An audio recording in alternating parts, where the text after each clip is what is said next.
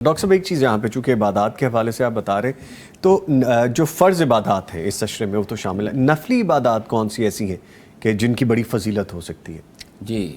ایک تو سیدنا عبداللہ ابن عمر رضی اللہ تعالیٰ عنہ بیان کرتے ہیں کہ رسول اللہ صلی اللہ علیہ وسلم نے جب ان ایام کی فضیلت بیان فرمائی جی تو پھر آپ نے فرمایا فَأَكْثِرُوا فِيهِنَّ التَّهْلِيلَ وَالتَّكْبِيرَ وَالتَّحْمِيدَ کہ تم اس عشرے میں چونکہ اللہ کو اعمال زیادہ پسند ہے، تحلیل لا الہ الا اللہ پڑھو کثرت کے ساتھ، تکبیر اللہ اکبر اور تحمید الحمدللہ، یہ کلمات زیادہ پڑھے جائیں۔ اسی طرح دوسرا ہے کہ تکبیرات جن کو ہم عید کے موقع پر پڑھتے ہیں، جی اللہ اکبر، مختلف اس کے الفاظ مختلف حدیث کی کتب میں موجود ہیں، ان میں سے ایک جو معروف الفاظ ہیں اللہ اکبر اللہ اکبر اللہ اکبر لا الہ الا اللہ واللہ اکبر اللہ اکبر وللہ الحمد۔ جی اس کے ساتھ ساتھ دوسرا بڑا اہم عمل ہے، رسول اللہ صلی اللہ علیہ وسلم کی زوجہ محترمہ بیان کرتی ہیں کان رسول اللہ صلی اللہ علیہ وسلم یصوم 9 ذی الحجہ ویوم عاشوراء و3 ایام من کل شہر کہ نبی کریم صلی اللہ علیہ وسلم ذی الحجہ کے پہلے 9 دن روزہ رکھا کرتے تھے، یہ نبی کریم صلی اللہ علیہ وسلم کا عمل ہے۔ تو اس عشرے میں تکبیرات، تحلیلات، تکبیرات اور تحمیدات کے ساتھ ساتھ پہلے 9 دنوں کا روزہ رکھنا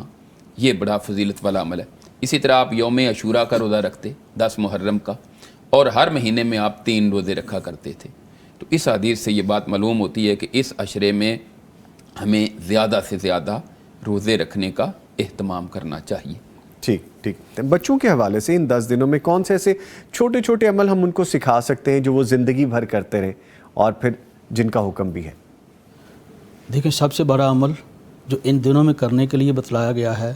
وہ یہ ہے کہ اللہ تعالیٰ کی تکبیرات ہیں، جی جیسے محترم ڈاکٹر صاحب فرما رہے تھے، تھے حضرت عبداللہ ابن عمر رضی اللہ تعالیٰ عنہما اور حضرت ابو ہریرہ رضی اللہ تعالیٰ عنہ، یہ دونوں ذو الحجہ شروع ہوتے ہی بازار میں نکل جاتے، یکبران، یہ تکبیرات کہتے۔ ہمارے ہاں ایک کنسیپٹ یہ ہے کہ 9 ذو الحجہ کی صبح سے 13 ذو الحجہ عصر تک ہم نے تکبیرات کہنی ہیں۔ شروع سے یہ 9 دن ہم تکبیرات نہیں کہتے، جبکہ یہ سارے کے سارے تکبیرات کے دن ہیں۔ تو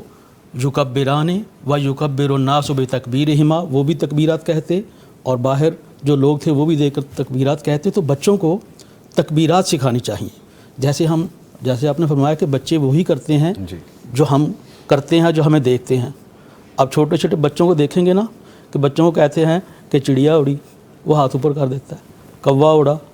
اماں اڑی، فلاں، یہ بچے کو سمجھاتے ہیں تو بچے کو پتہ ہے کہ میں نے ایسے کرنا ہے۔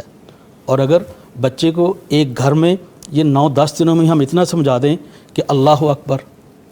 اس کے بعد بھائی آتا ہے کہتا اللہ اکبر، تو چھوٹا سا بچہ بھی کہے گا اللہ اکبر۔ اگر اللہ اکبر ہی چھوٹے سے بچے کو ہم سمجھا دیں تو اس کی ساری زندگی یاد رہے گا کہ اللہ سے بڑا کوئی نہیں ہے، اللہ سے ہی مانگنا ہے۔ ایک بچی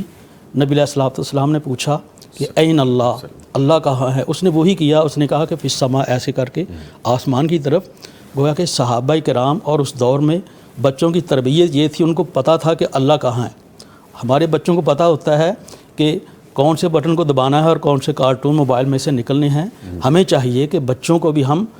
ان 10 دنوں میں خصوصی طور پہ، اگر وہ نماز نہیں پڑھتے، ان پہ فرض ہی نہیں ہے، ان کو پتہ نہیں ہے، چھوٹے چھوٹے بچوں کو اگر ہم اللہ اکبر سکھا دینا تو یہ 10 دنوں کا بہت بڑا اتنا صدقہ ہے کہ اللہ اکبر جب بندہ ساری زندگی جائے گا تو اللہ اکبر ہی کہتا رہے گا۔ ٹھیک